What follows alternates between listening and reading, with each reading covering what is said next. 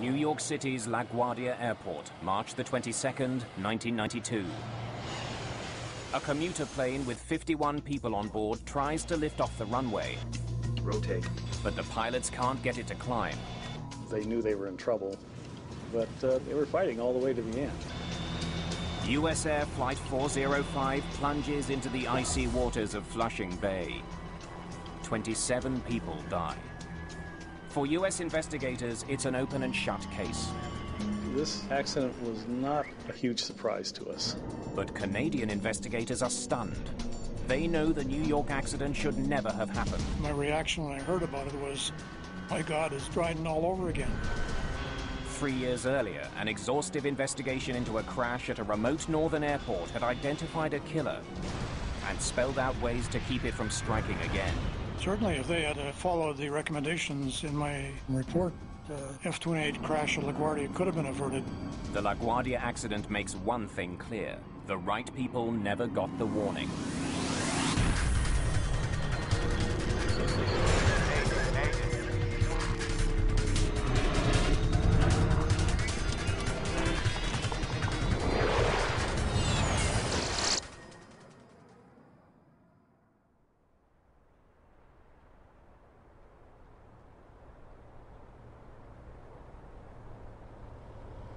March the 10th, 1989. It's 11:39 a.m. at Dryden, Ontario's airport. Light snow falls as Air Ontario Flight 1363 stops in the remote northern community on its way from Thunder Bay to Winnipeg. The passengers stay on board while the plane is refueled.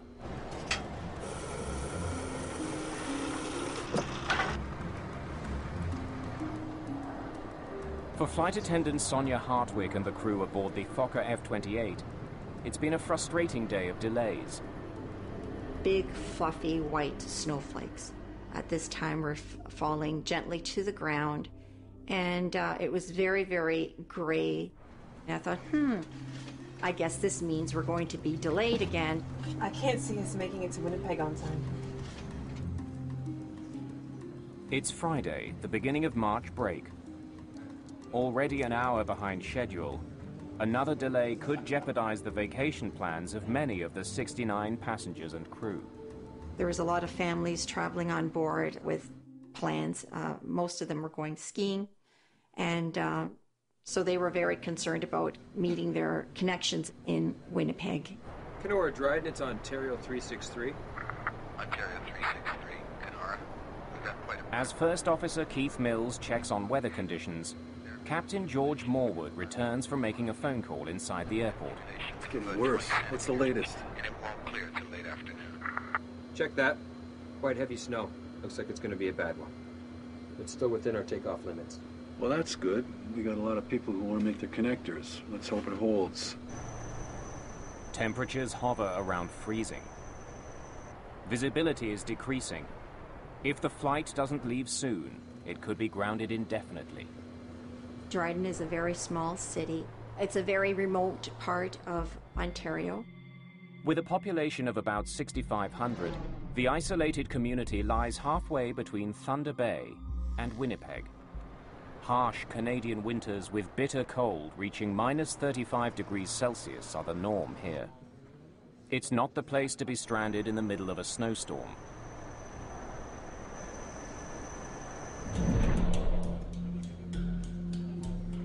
Royal Canadian Mounted Police Officer Don Crawshaw and his partner are escorting a prisoner to Winnipeg.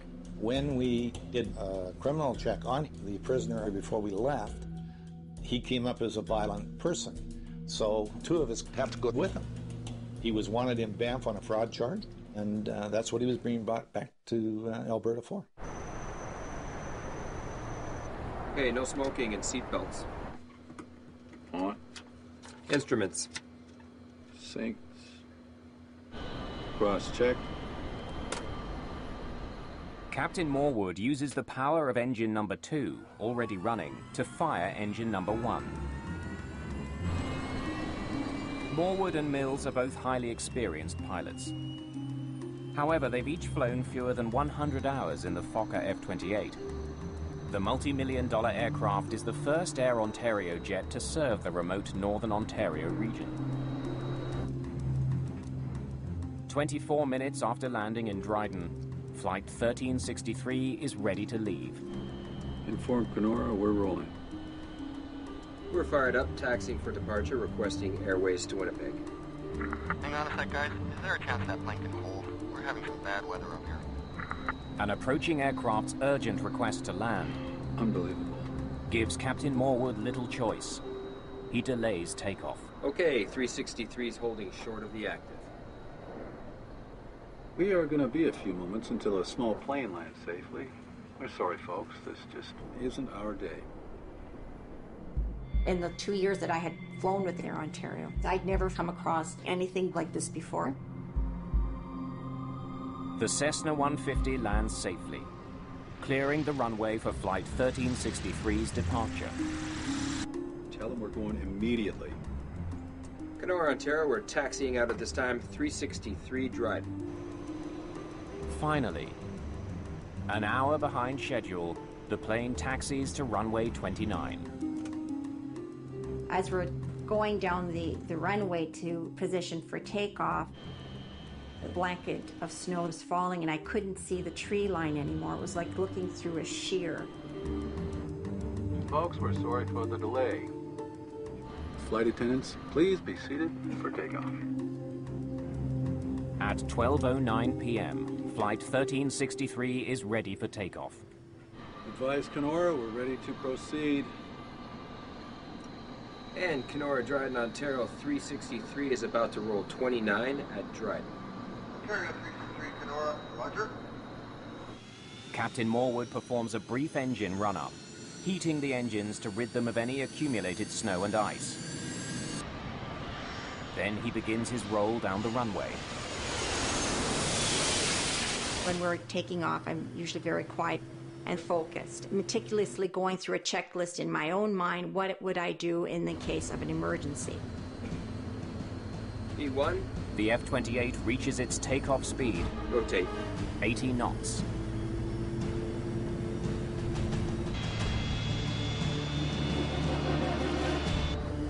Our takeoff was very slow and sluggish, like a slow, sluggish person running up a hill. Clearly there's something wrong. The F-28 struggles to get airborne. We cleared the trees. The plane started shaking. I thought, oh my God, we're going to crash. That's when all hell broke loose. If you can equate to being in a Mixmaster, that's what the plane felt like at the time. There's this dip to the left and then dip to the right. The pilot's trying to get this plane up. Then all of a sudden there was a power burst. The plane seemed to stabilize itself. You could feel that the pilot's trying to get control of it. But a few seconds later, it became a Mixmaster again. I yelled out, emergency, grab your ankles, get your heads down. Grab your ankles, get your heads down! And I kept yelling that, and then I assumed my brace position. You could hear people screaming and yelling. There's loud, horrible sounds. We are clearly crashing. The pilots are helpless. 49 seconds after lifting off, Air Ontario Flight 1363 crash lands in the bush, 950 meters west of runway 29.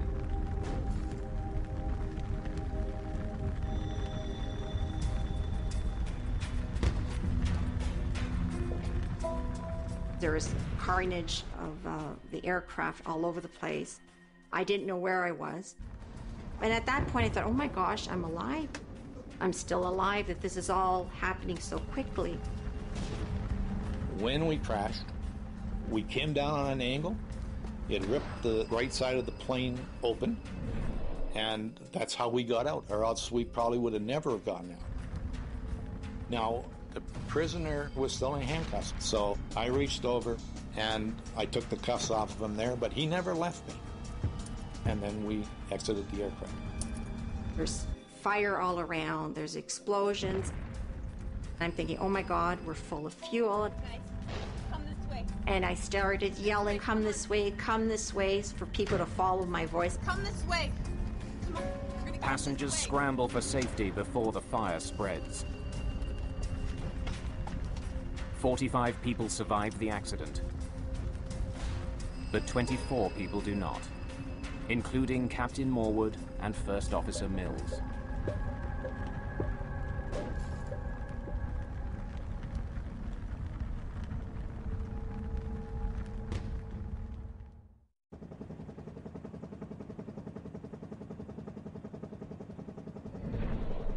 Emergency crews rush to the crash site deep in the woods.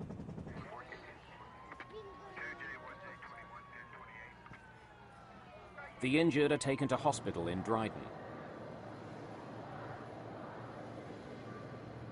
I was very concerned because I kept looking at the wing all the time. I thought it was a lot of snow. Well, I didn't notice anything wrong going down the runway. Like I said, it was just when we started hitting the trees, I knew there was something wrong.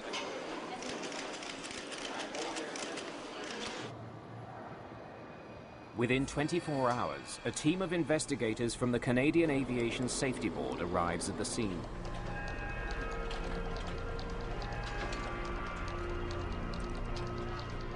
You're going there, hopefully with the idea that you can find out what happened, why it happened, and how do you prevent it from happening in the future. We walked the entire path of the airplane to the threshold of the runway, and then we walked the flight path of the airplane right to the crash site. That was the first thing that I did. I wanted to document what I was seeing by photographing. When you walk in on an accident site like that, there are two things that overwhelm you. The smell of aviation jet fuel and the smell of death.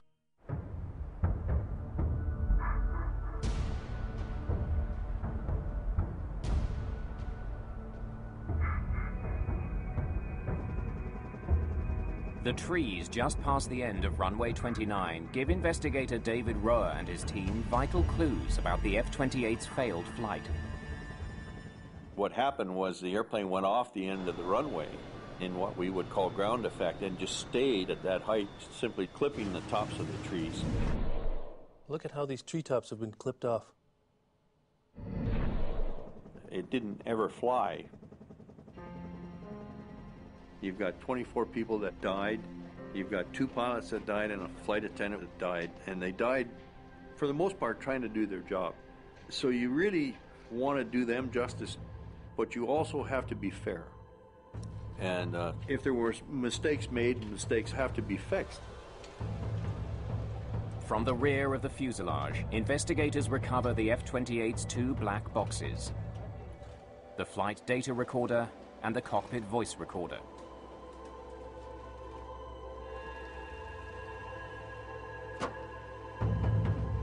The devices are designed to withstand temperatures of 1100 degrees Celsius for up to 30 minutes.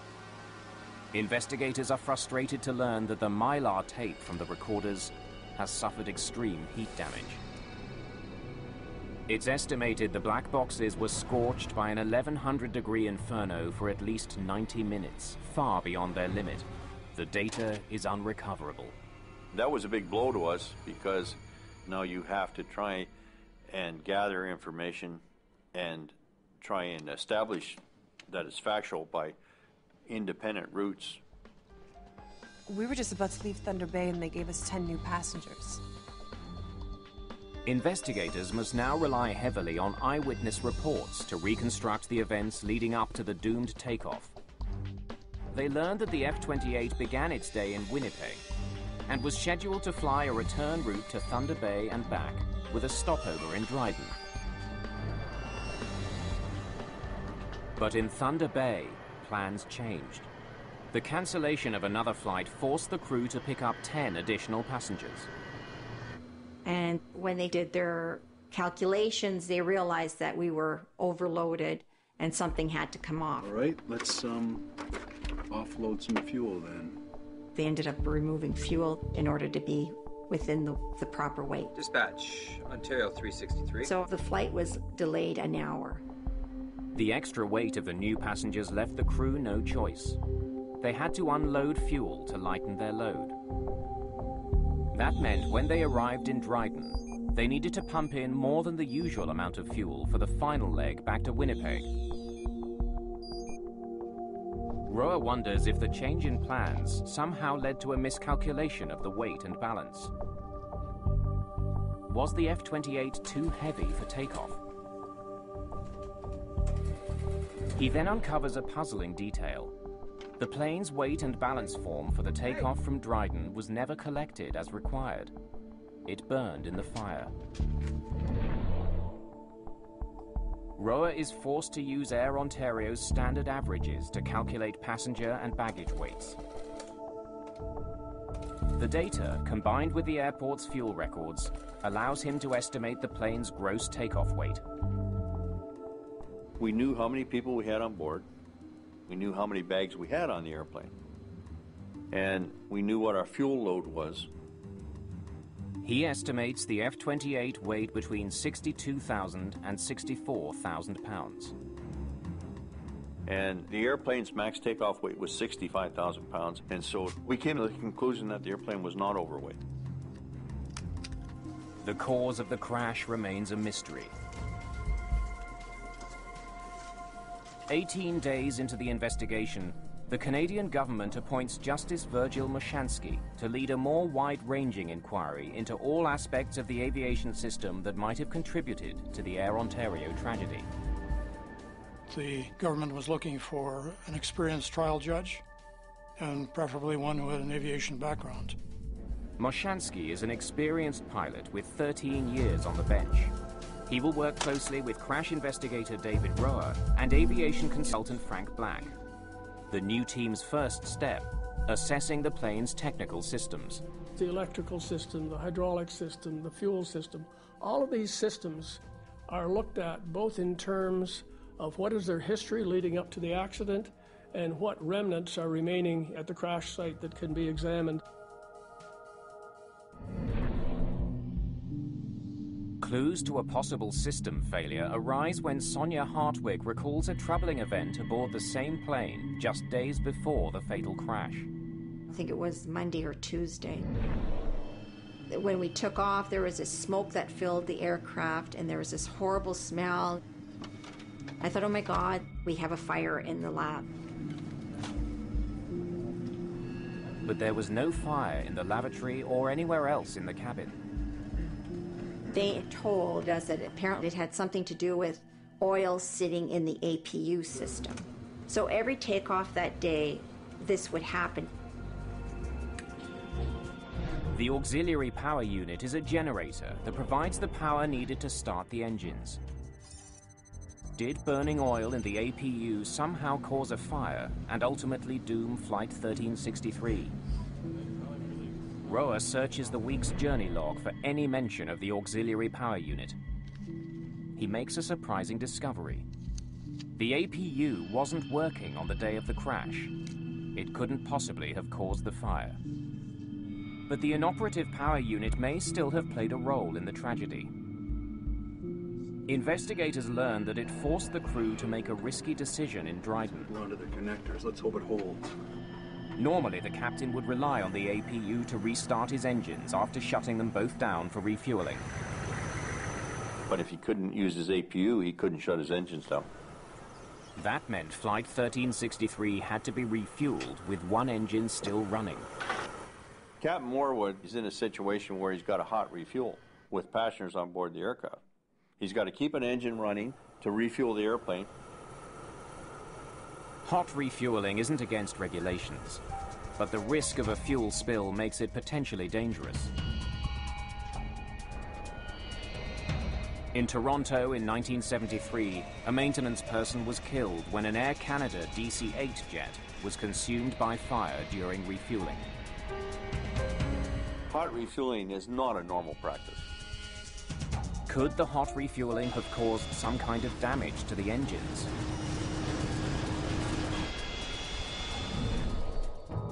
The Dryden airport manager, a former military pilot, suspects there was trouble with the plane's engines. He tells Roa he saw the takeoff from his office and heard a sharp, explosive noise just as it disappeared from view. To him, it signified a flameout or engine failure.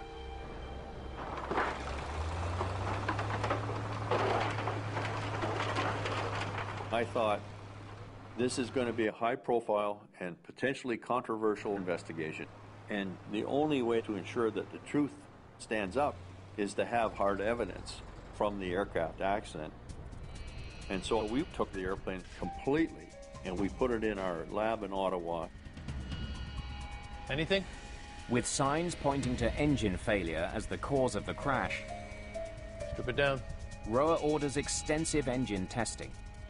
Those engines were examined in detail for damage. Roa finds the F-28's 2 Rolls-Royce engines suffered only minor structural damage. There's no evidence of an engine fire, nothing at all to suggest the engines had failed.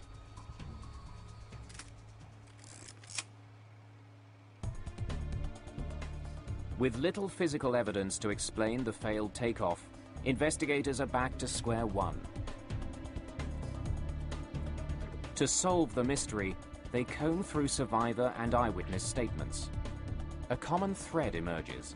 They said in their witness statements there was snow and ice on the wings when the airplane attempted to take off.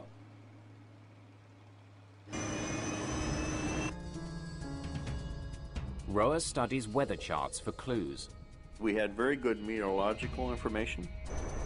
The charts show that during the half hour the F-28 was on the ground at Dryden Airport, visibility shrank from 4 kilometers to less than 1 kilometer because of the snowstorm.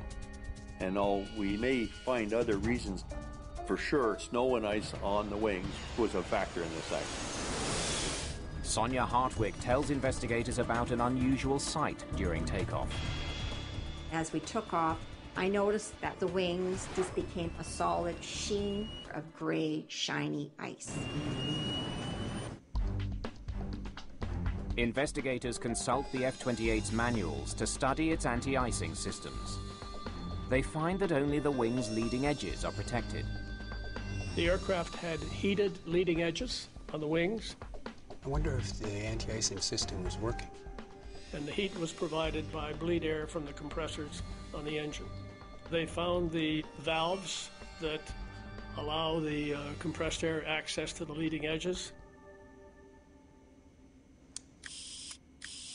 And they tested the valve to see if it functioned, and it did. The anti-icing system was working. But since it only heats the leading edge, it likely didn't clear ice that formed on the surface of Flight 1363's wings. Investigators suspect that snow and ice buildup, what experts call wing contamination, may have played a major role in the crash. To verify that suspicion, Roa and his team meet with engineers from Fokker. Thanks for coming. Curious to see what you have. Jack Van Hengst, who was the chief engineer, had extensive aerodynamic studies and data on the effects of contamination on an F-28 airplane. Fokker engineers have run simulations of the crash. They were able to get some very good data in terms of the performance of the airplane, simulating the type of loads, temperatures, etc., that the Dryden aircraft would have been exposed to. Investigators make a crucial discovery about the design of the F-28. Because of the angle of the wings, a very small amount of ice makes the plane susceptible to stalling. They concluded that even the most minute bit of contamination on the wing would disrupt the airflow and cause a loss of lift. Well, that answers a lot of questions. The simulations support what witnesses saw. It just barely got airborne, dropping wings, losing lift, and then hitting trees, decelerating to the point where it broke up. Investigators are now certain that contaminated wings caused the crash. But what's still unclear is why the plane was not de-iced before takeoff. Almost all airports in cold climates, including Dryden, are equipped with the technology to remove ice from a plane.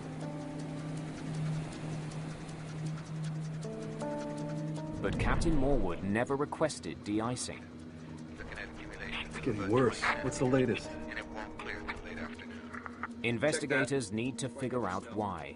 They want to understand what made him risk his own life. Let's hope it holds. And the lives of the 68 other people on board Flight 1363.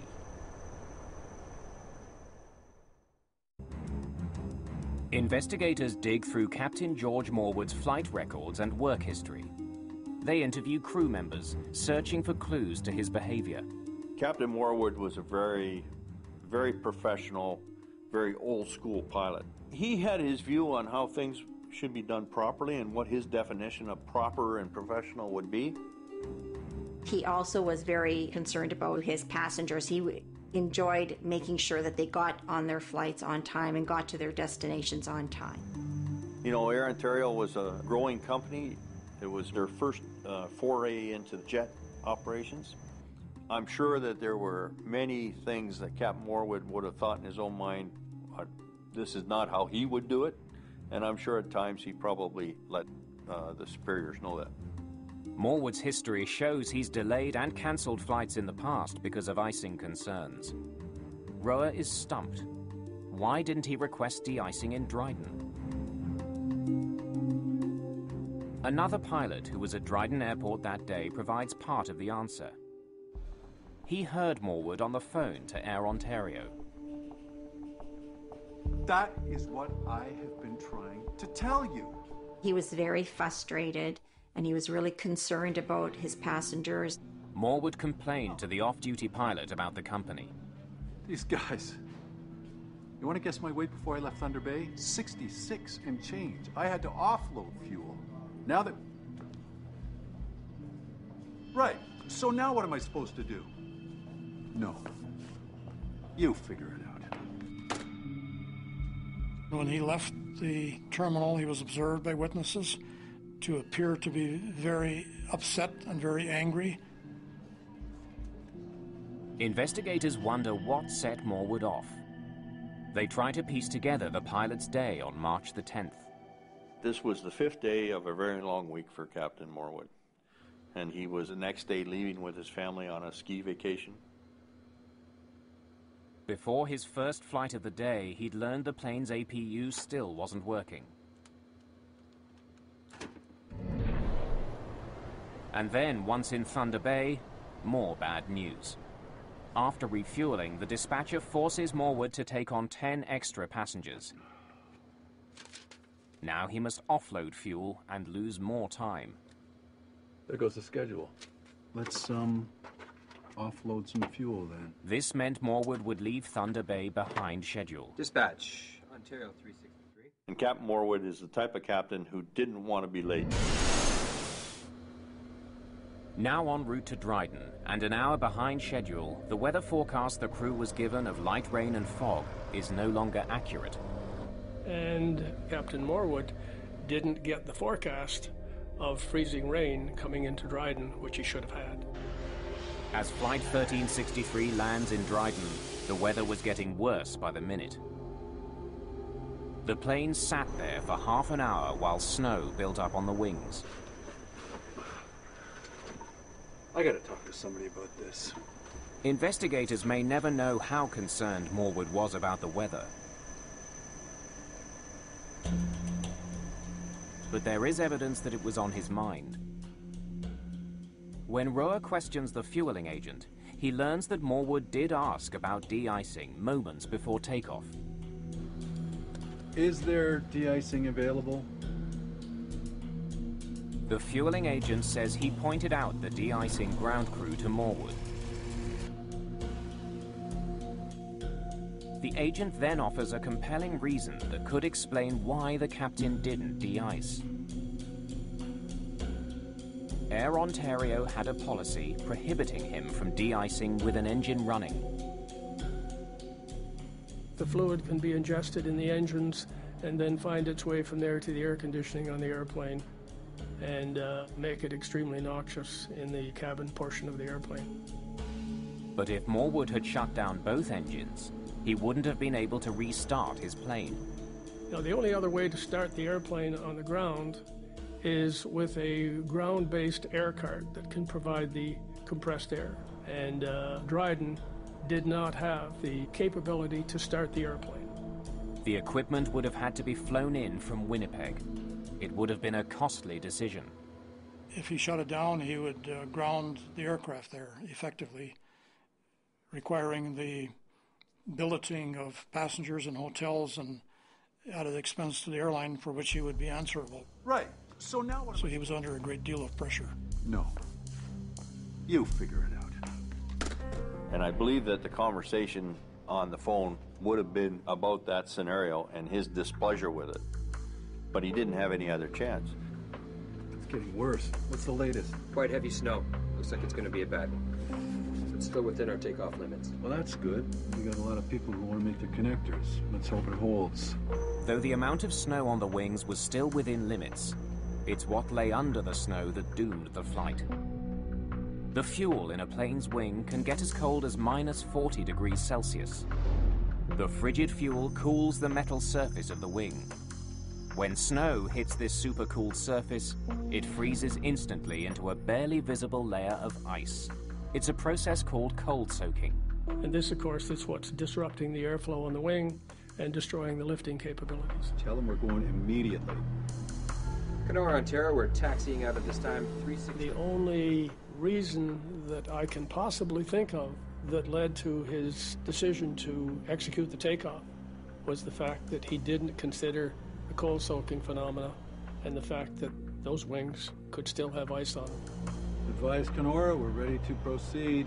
And Kenora Dryden, Ontario. Perhaps not wanting to face the consequences of shutting down his engines, Morwood opted to take off for Winnipeg without de-icing his plane. He must have concluded that the ice would blow off on takeoff. That is where he made a mistake, a tragic mistake. But Mashansky concludes that despite his mistake, Captain Morwood is not solely responsible for the crash. It wasn't simply pilot error.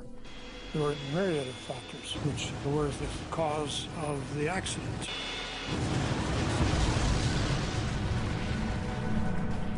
One of the most important factors, Air Ontario's decision to let the plane fly with a broken APU. They were deferring a lot of the maintenance that should have been done because of a shortage of parts. And then they had to scrounge around all across Canada with various F-28 operators to borrow parts from them. And this was a very bad move on the part of Air Ontario management. The investigation determines that by cutting corners and focusing too much on the bottom line, the airline was putting all their passengers and employees at risk. Because the F-28s were new to Air Ontario, there was this urgency to get one crew off and get the next crew on flying. This urgency to have them in the air producing money. I came to the conclusion after a lot of thought about this accident that there were a lot of other hands on those throttles, pushing those throttles forward. There were a lot of people that were involved in the sequence of events that led to this tragic outcome. This was a preventable accident, but everything conspired against the pilots. I gotta talk to somebody about this. Because Air Ontario management did not have a safety culture. And you have to have a safety culture from the top management down.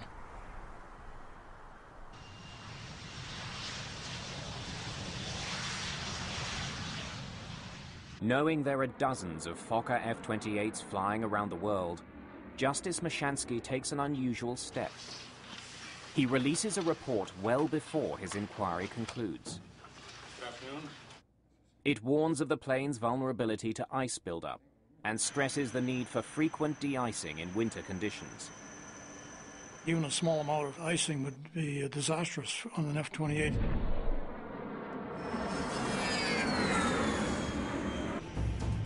But 15 months later, it becomes clear that Mashansky's warnings have not been heard. US Air Flight 405 is preparing to fly from New York to Cleveland on March the 22nd, 1992. The plane is a Fokker F-28, and it's snowing. It's 1 degree below freezing. At 9 p.m., the jet is being de-iced for a second time since its arrival from Florida. In the past hour, an inch of snow has fallen and shows no signs of stopping. US Air 405, clear to taxi runway 13. The crew prepares for takeoff.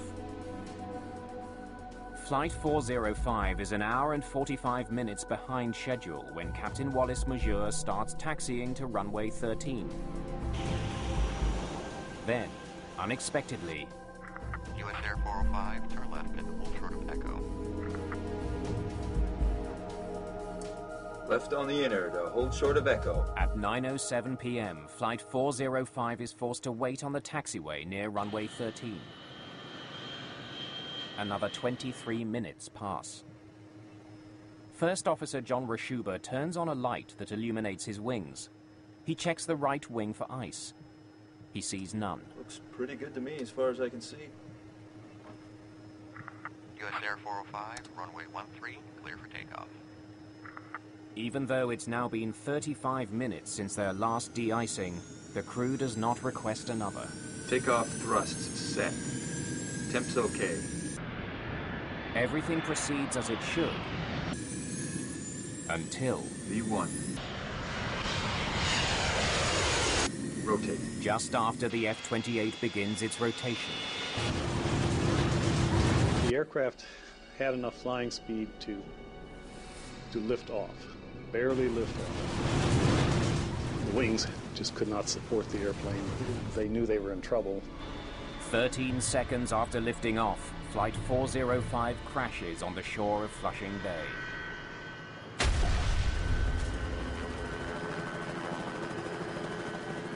I don't think any pilot really thinks he's going to crash. They were trying to save the airplane right to the end. 27 of the 51 people on board are killed.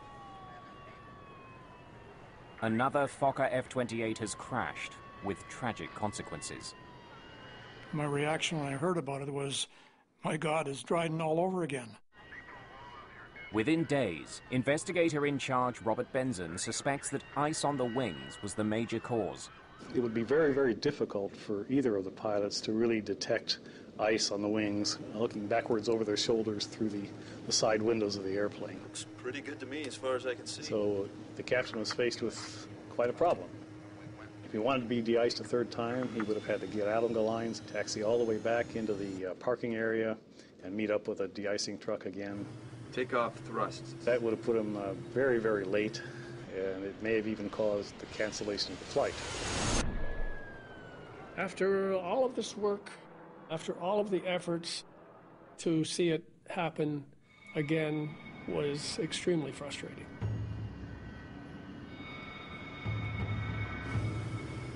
There were no regulations in place requiring the crew to seek another de-icing after their extended delay. But Justice Mashansky had called attention to the dangers of long wait times when he issued his interim report. If they had followed the recommendations in my second interim report, this accident certainly could have been averted.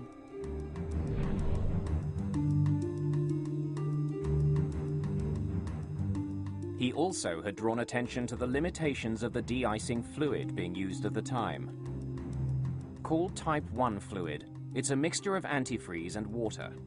Those chemicals are designed that as you accelerate down the runway, that they'll actually shed off your wing, so that when you actually want the wing to lift and produce lift, that it's not contaminated.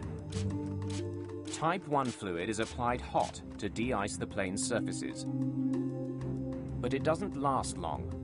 Type 1 fluid had a holdover time in their best conditions of about 15 minutes. Under poor conditions, such as freezing rain, it could be as low as 6 minutes.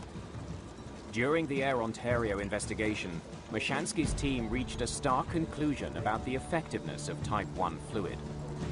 Even if Captain Morwood could have de-iced his plane in Dryden, We're fired up, taxiing for departure, requesting airways to Winnipeg. it may have made no difference.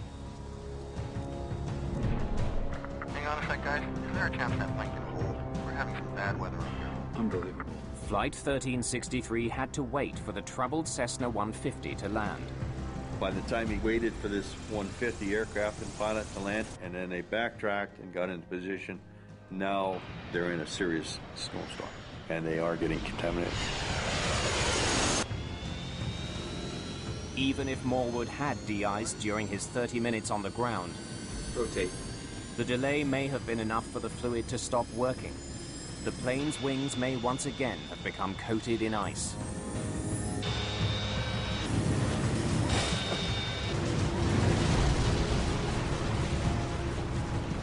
It came out in the examination of Air Ontario pilots that there was a dire need for training in terms of how the de-icing, anti-icing systems worked and how long your aircraft was protected. As soon as our accident occurred up in New York, we of course understood that it was a similar aircraft, in fact a nearly identical aircraft to the Dryden accident airplane. The circumstances were similar in both accidents, and the Dryden report was a tour de force, which helped us focus our investigation quite a bit. Justice Mashansky had released his interim report more than a year before the crash of Flight 405. His recommendations could have prevented it. Mashansky would soon discover that a breakdown in communication had cost the lives of 27 people in New York.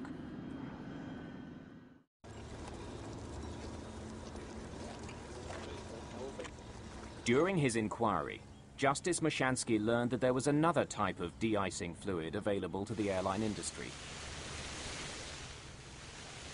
It's called Type 2 fluid. It's thicker than Type 1, which prevents it from immediately flowing off an aircraft. A Type 2 fluid is a much more gooey substance. I've heard it referred to as almost mucus-like. With holdover times of up to 45 minutes, it keeps ice from accumulating, then blows off the plane's surfaces at takeoff. 15 months before the US air crash, Mashansky recommended greater use of the thicker Type 2 fluid. Mashansky's investigators also studied de-icing practices at Toronto's Pearson Airport. We got hold of a film crew, and we waited and watched the weather very carefully until we found a forecast of freezing rain. And we tracked one aircraft which was heading for the Caribbean. The investigators discovered an alarming gap in the time between de-icing and takeoff. And from the time the aircraft was de-icing on the gate until the time the aircraft took off was somewhere in the order of 41 minutes. So there was no doubt that aircraft were departing Pearson Airport with a partially or largely contaminated wing surface. We then went to Chicago O'Hare. This was the first airport to actually put in place runway end de-icing pads. And it was very useful in terms of explaining to us how these had evolved, what type of de-icing equipment they were using on them, how they worked. At the time of the US air crash, LaGuardia did not offer de-icing at the runway, only at the gate. Again, 15 months before the crash, Justice Mashansky recommended the placement of de-icing facilities at runways instead of terminal gates. Mashansky also recommended that pilots not only inspect their wings from the cockpit, Looks pretty good to me as far as I can see, but also from the cabin. US Air 405, runway 13, clear for takeoff. Mashansky claims that his report could have prevented the crash at LaGuardia. But the Federal Aviation Administration claims it never received his report in 1990, and therefore couldn't pass the information along to airlines and pilots. But Justice Mashansky doesn't accept that. My second interim report went out in December of 1990. It's about a year and a half before the LaGuardia crash occurred. So I think probably sat on somebody's desk. The crash of Flight 1363 resulted in dozens of recommendations that could save lives. The crash of Flight 405 ensured those recommendations were widely implemented. Well, there was a lot that came out of Dryden. I mean, the Commission came out with 192 recommendations. It changed the whole nature of how we approach contamination. We now have runway end de-icing pads, so they can get a final de-icing before they take off. This was something directly the result of the Dryden Commission inquiry. Today, most airlines use a new type of de-icing fluid. Type 4 de-icing fluid lasts longer. It will stick to a wing for up to 2 hours. As well, air traffic controllers must now be able to tell flight crews how long they will be delayed at the runway after being de-iced. Dryden is really the first accident that explored not only what happens in the pointed end of an airplane, but what happens within a corporate culture. It put CEOs on notice that they can't hide in the woodwork when an accident occurs. Dutch manufacturer Fokker went bankrupt in 1996. Despite this, in 2009 there were still 55 Fokker F-28 jets in operation worldwide, mostly in warmer climates. Nobody should ever lose their life due to a contamination accident again in commercial aviation, anywhere in a snow and ice environment. We've learned all the lessons.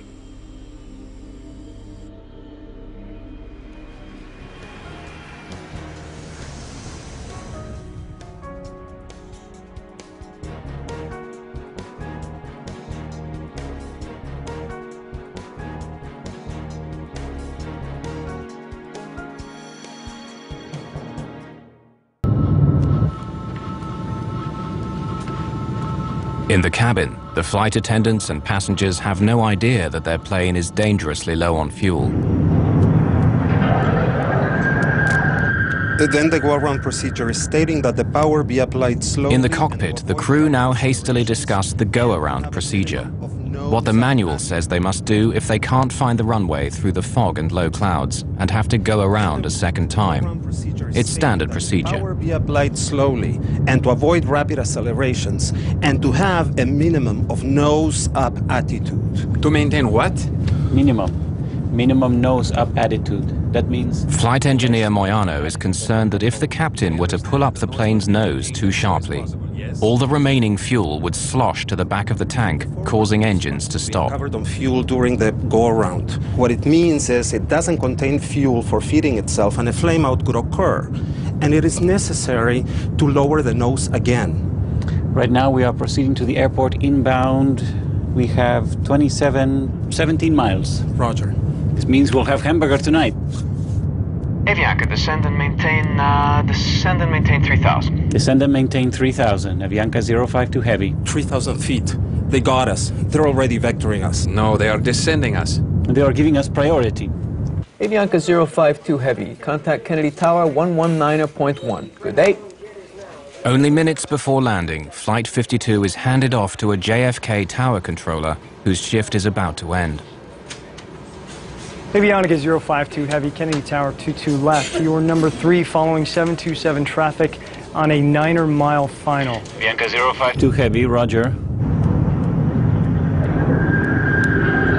Can I lower the landing gear yet? No, I think it's too early. If we lower the landing gear, we have to maintain a very high nose attitude.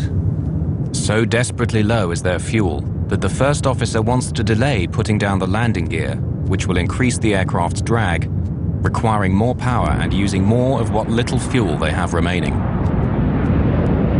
I was so happy. For me, it was like a joy. I mean, we're going to land soon and this is going to be end. Avianca 052, what is your airspeed? Avianca 052, 140 knots. Avianca 052, can you increase your airspeed 10 knots? 10? Okay, 10 knots, increasing. Increase. 10 knots more. Tell me things louder because I'm not hearing it. Lower the gear. Gear down. Avianca 5222 left, wind 190 at 20, cleared to land. Clear to land, Avianca 052 Heavy. Wind check, please. 190 at 20. With the weather deteriorating and flying on fumes, the crew of Flight 52 will have only one chance of getting their 149 passengers safely on the ground. Avianca 052, say airspeed. 145 knots. Are we cleared to land now? Yes, sir, we are clear to land. Stand by. Flaps 50. Landing checklist complete. It was extremely important that Avianca 52 landed on their first approach, JFK. The voice recorder revealed that the captain was certainly quite concerned about the fuel state, and he was talking aggressively with the first officer, putting out flaps, getting the airplane configured. It was time for the flight engineer to say, this is the only approach we're going to be able to make, and he didn't. Give me 50. Flaps 50 now. All set for landing. Standing by for lights. Slightly below glide slope. 1,000 feet above field. Instruments cross-checked, slightly below. Stand by for lights. Stand by. The wind is slightly from the left, 190 with 20. Below glide slope. With about 10 minutes of fuel remaining and nearly 4 kilometers from the runway, Flight 52 finds itself flying into violent wind shear, forcing them to slow the plane down. They were getting like 60 knots of wind on the nose, and then as they descended on down through about 500 feet to the ground, they were down to 20 knots. So that's 40 knot change and 1,000 feet of elevation. That's a lot. This is the wind shear. Now the wind changes direction. It's pressing them down towards the ground. Glide slope! Glide slope. Sink rate 500 slope. feet. Glide slope. The captain desperately searches for the runway, but it's shrouded in low clouds and fog. Terrain. Lights! The runway, where is it? I don't see it. I don't see it. The plane's warning system is telling them that they're about to crash.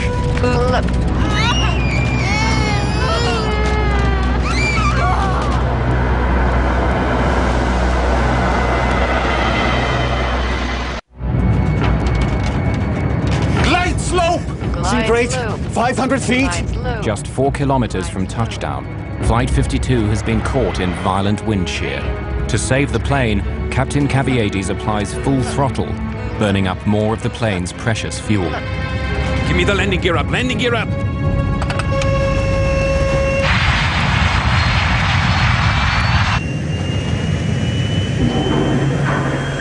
The airplane was about 200 feet above the ground, about 2 miles from the runway, which was well below the glide slope and very dangerous. So the airplane almost crashed on its first approach. When you get a missed approach, now it changes the whole ball game. Request another traffic pattern. Executing a missed approach. Avianca 052 Heavy. The operation of pulling the plane up in the missed approach was a very violent one. I don't know what happened with the runway. I didn't see it. I didn't see it either. I didn't see it. Avianca 052, you were Making a left turn, correct, sir? Tell him we are in emergency. 2,000 feet. That's right, to 180 on the heading, and we'll try once again. We are running out of fuel. Okay. What did he say? I already advised him that we are going to attempt again. Advise him we are in emergency. Do you tell him? Yes, sir, I already advised him. But the tower controller, at the end of his shift, transfers Avianca 52 to his counterpart in approach control. They'll have to begin all over again. Contact approach on 118.4. Approach, Avianca 052 Heavy. We just missed a missed approach and we are maintaining 2,000. Flaps 14. Avianca 052 Heavy, New York. Good evening. Climb and maintain 3,000. Advise him we don't have fuel. Climb and maintain 3,000. We are running out of fuel, sir. Okay, fly heading 080. Did you already advise him we don't have fuel? Yes, sir, I already advised him. We are going to maintain 3,000 and he's going to get us back. As they get back in the pattern and circle the field and come back in again. That again adds to the traffic jam that was being created at Kennedy Airport. Avianca 052 Heavy, I'm going to turn you about 15 miles northeast and then bring you back onto the approach. Is that okay with you and your fuel? What did he say? The guy is angry. I guess so. Thank you very much. These guys were out, and they didn't say we were out. And he allowed the approach control to vector them way out in the original pattern and 15 miles north of the outer marker again. Flight 52 is instructed to fly a long approach pattern for another landing attempt. The plane is down to its last dregs of fuel as the crew waits for final clearance from ground controllers. And then they were run way out towards Long Island and vectored all around, which was equivalent to holding for another 15-20 minutes. Did you get clearance yet? Can you give us a final yet? Avianca 052 Heavy. Avianca 052. Affirmative, sir. Turn left, heading 040. Climb and maintain 3,000. Negative, sir. We are running out of fuel. Okay, turn left, heading 310, sir. Set flaps 14. Okay, and you're number 2 for the Approach. I just have to give you enough room so you can make it without having to come out again. Okay. We're number 2 and flying 360 now. Avianca 052 Heavy, turn left, heading 330. The lights in the aircraft start to flicker, a sign that the engines are being starved of fuel. 330 on the heading, Avianca 052. Once there's no fuel flowing through the pump out of the tank, an amber light comes on to tell you that tank is empty. Flame out! Flame out on engine number 4! Flame out on it! Flame out on engine number 3! Come the runway. The passengers can hear the sound of the engines beginning to shut down. When the engines went off, I looked over to the lady that was sitting next to me, and I asked her to give me her hand. And I philosophically accepted, you know, I might die here. This is it. Avianca 052, we just lost 2 engines and we need priority, please. Avianca 052. Turn left, heading 250. Intercept the localizer. 250, roger. Select the ILS. ILS. Avianca 052, you're 5 miles from the outer marker. Maintain 2,000 until established in the localizer. Cleared for ILS 22 left. Roger, Avianca. You select the ILS. It's ready on 2. When all the engines flame out and the generators fall off the line, a considerable amount of power is lost, electrical power is lost.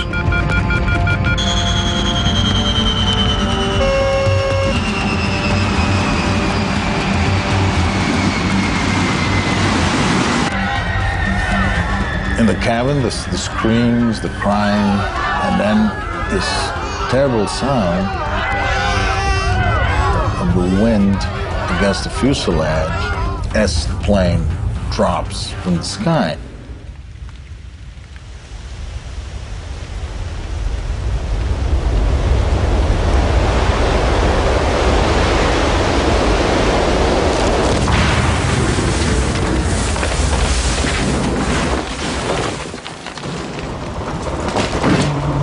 Avianca 052, radar contact lost. Avianca's missing due to the weather thing. Yeah, Avianca 52 lost an engine. We're Trying to find out why. Yeah, we're no longer talking to Avianca. He's 15 northeast of Kennedy. Ah, wonderful. Clipper 18, turn left, heading 180. 6.5 hours after leaving Columbia, Avianca Flight 52 is missing somewhere over New York.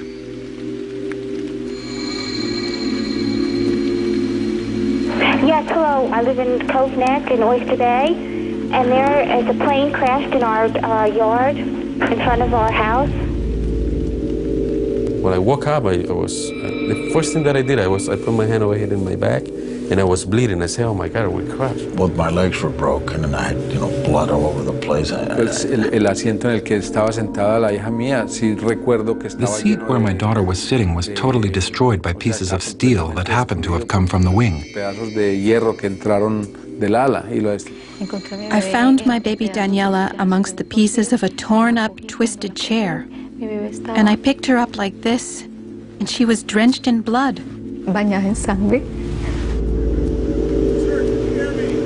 Avianca Flight 52 has crashed on Long Island, New York, less than 28 kilometers from JFK Airport.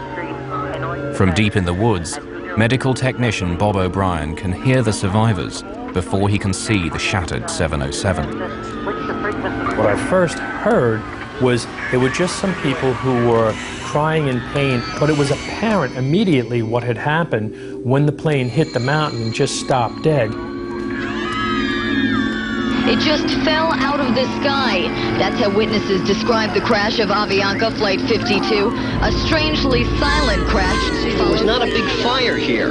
That will make it easier for investigators to examine if there were any gas or engine problems. There have been reports of lightning in the area just before the plane went down. The spokesman for the controllers union says that Kennedy is critically understaffed, a problem that is compounded by bad weather. Rescuers have not yet given up on finding more victims. Lo primero que me acuerdo es que yo miro y First thing I remember is that I looked up and I saw a priest. He was praying for me and I was lying down on the ground. Right above us, I saw 3 or 4 helicopters flying over us. 3 o 4 helicópteros volando encima mío.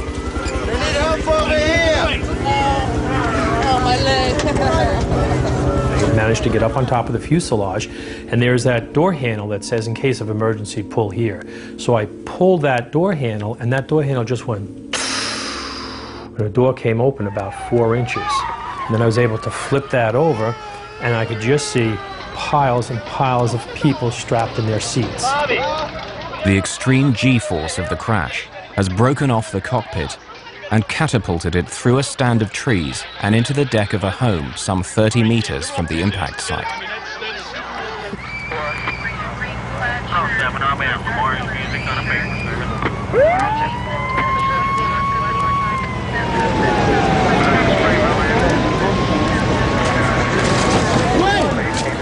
Come on, somebody get the back here.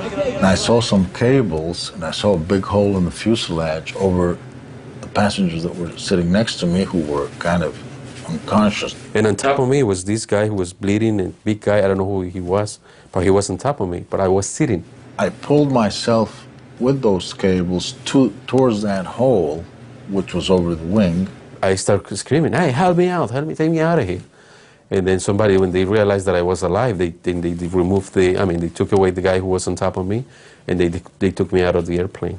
At that moment, a fireman was climbing on the wing, and he saw me, and he said, there's a guy here, and he pulled me out.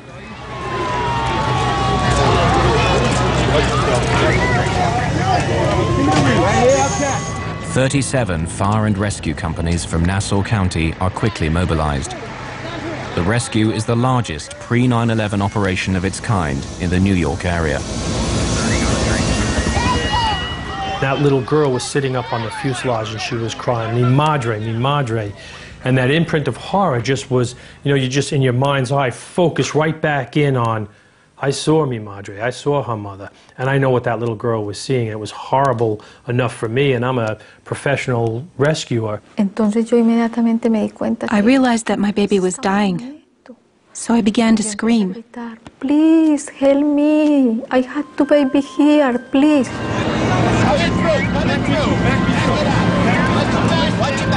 The plane has crashed in the wealthy neighborhood of Cove Neck, near the home of the father of tennis star John McEnroe. Medics set up a makeshift triage unit on his lawn. When daylight breaks 10 hours later, 85 survivors have been pulled from the wreck.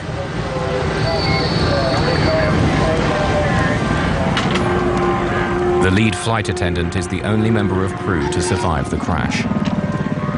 Of the 11 babies on board Flight 52, all but one are found alive.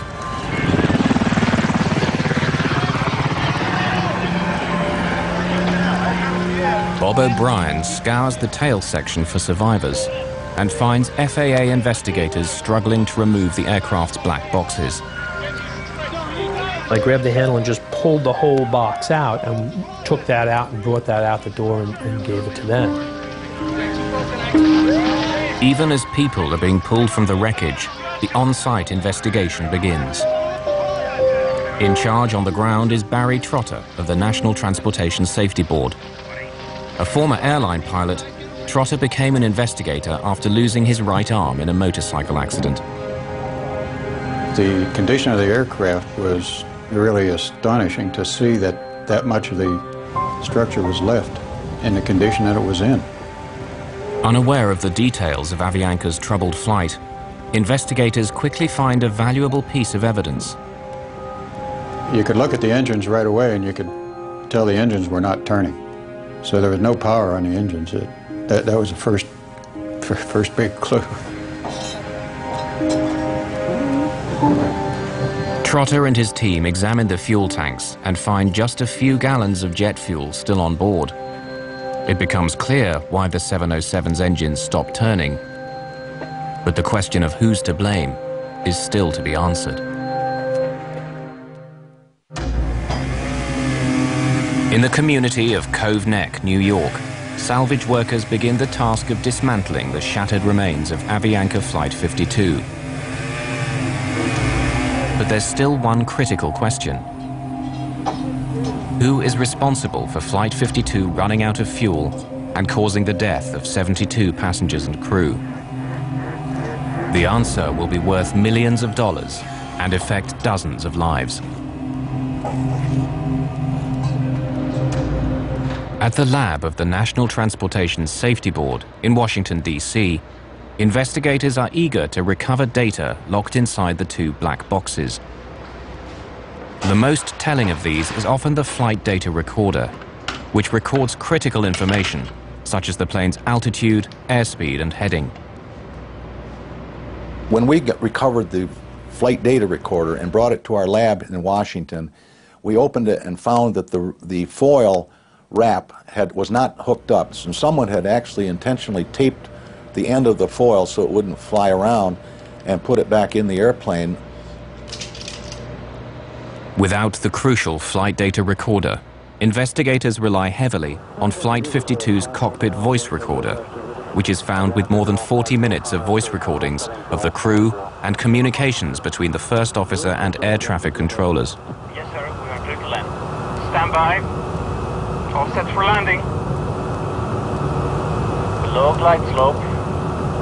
And it was apparent from the voice recorder transcript and tape that the captain was not understanding the first officer's radio communications that were being made in English.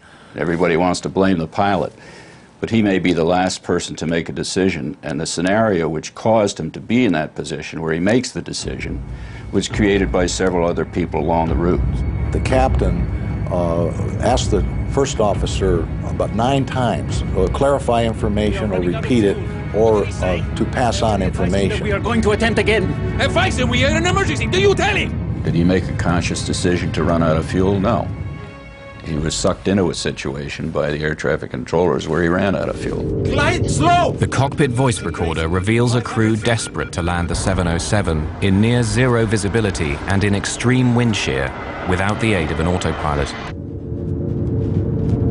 In this case, the captain had a difficult time maintaining the glide slope during the approach with the wind shear, didn't see the airport, and had to make a go-around. That almost doomed the airplane at that point. The information being given to pilots en route was a wind shear up as high as 1,500 feet. But their pilots on approach were encountering wind shear as low as 300 feet. And that wasn't passed on to the Avianca pilot. This is the wind shear. The crew of Flight 52 is caught off guard. As they descend below 150 meters and slow down, a violent vertical wind forces them towards the ground, nearly causing the plane to crash less than 4 kilometers short of the runway. Ironically, Avianca 52's lack of fuel resulted in no fire or explosion, saving the survivors from almost certain death.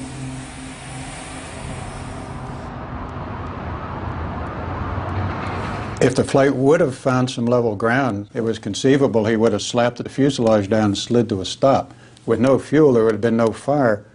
And I think it's very possible that most of the people would have survived it in that case. As the hearings into the crash begin, lawyer George Tompkins is confronted by controllers who maintain that the Avianca crew failed to use the word emergency, instead using the word priority to communicate their situation. The government took the position that the pilot never declared an emergency, so no one knew that he had a problem. But saying you're getting low on fuel and saying you cannot make your alternate the word emergency is not necessary to say. Negative, sir. We are running out of fuel. We just lost 2 engines and we need priority, please. And they thought they were telling them when they said we need priority. Para nosotros en español, la palabra prioridad significa... In Spanish, for us the word priority means first. Corre a mí, te estoy necesitando. Attend to me, run to me. I need you right now. No sé si es que... I don't know if priority in other languages means that you can wait. Significa que puedes esperar. Avianca 052 only has 5 more minutes in the hold. You gonna be able to take him, or I'll set him up to his alternate? What is his speed now? I'm not sure, to be quite honest with you. Holding speed. The NTSB concludes that air traffic's handling of Avianca 52 was proper, considering the information they were getting from the flight crew. Many of the passengers are shocked and outraged by what they feel is a gross injustice, that air traffic control is found blameless. Avianca sues the Federal Aviation Administration, which employs the air traffic controllers, saying they should have done more when Flight 52 told them they were running out of fuel. The FAA settles and ends up paying around 40% of the estimated $200 million compensation due to the victims. If you listen and read the tapes, the transcripts of the tapes of each air route traffic control center along the route, and the final to New York Tracon, New York Tower, Kennedy Tower, you'll find 20 places where this accident could have been avoided if somebody had done something differently. Among the 85 survivors who escaped the shattered remains of Flight 52 are the Montoya's 2 daughters. Daniela, the baby covered in blood, is now a healthy teenager preparing for college. The day just before the flight, we took a long trip to visit the Virgin Mary. This is a very important sanctuary in Medellin. Perhaps it was a miracle of God and the Virgin that the 4 of us survived. It was a miracle, and we feel blessed by that. For many of the survivors, recovering from their injuries has been easier than coming to terms with the reason why Flight 52 ran out of fuel. I had to learn to walk from scratch. It's difficult enough to deal with the injuries. It makes me very angry to think that a plane went down with 161 souls and almost half the people lost their lives because of a word.